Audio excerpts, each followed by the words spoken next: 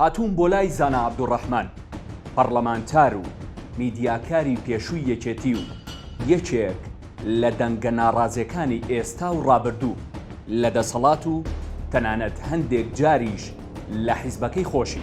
ڕاستی و بابەتێکی تقریباً شخصیە بۆ خۆمان چەند ڕەخناگرین ڕەخنەی خەڵکمان پێ قبوڵ نییە. تۆ بیتە پەرلەمانتار مانگی 8 ملیۆن موچەت هەیە، ئەبیتە وەزیر مانگی 12 ملیۆن موچەت هەیە، حیمایەت هەیە، ئەبیتە سەرۆک وەزیران هەموو داهاتیان وڵاتت بەدەستەوەیە. ئەموو پارەی وەرەگری ڕێگەش نادی خەڵک ژنێوە پێ بدە.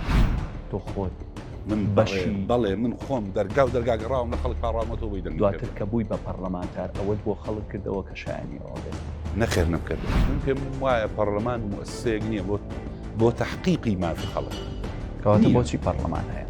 وڵا بۆی موچەی تاوەرگەی شتێکی ترمان پێ نەکرایەوە ڕاستیە دەنگمان هەڵبڕیوە دیفاعمان کردووە ڕوبەڕوو بووینەتەوە بەڵام هەموو ڕوبەڕوو بوونەوانە دوجار خەڵکێک لەناو مەکتەبی سیاسی بە شتێک بە ڕێکەوتنێک هەمووی فرۆشت. لە نێوان هاوسەرۆکەکانە هیچ کێشەیەک نییە. کاگلاهور یەکێک گولەوانەی کەوتی نا وڵای هەرگیز پشتیوانی نا. سلێمانی چێ خاوەنێتی؟ سلێمانی بە دەزیکەتی شەوەنێ بە حەقە. ئۆکەی من خۆفرۆشم جاسووسم و نازانم ئەمین بوو ئەوە وەگەر ڕوبڕوونەوە بێ حتا بە ڕوخاندنیش بێ بەچای. یعنی ئەمە فرسەتێک دروستەکا بۆ ئەوی بەڕاستی خەڵک سبەینی سەر یەک بە یەکمان کات. لە زاری زانا عەبدوڕەحمانەوە خۆشم و ئێوەش یەکلایی دەکەمەوە.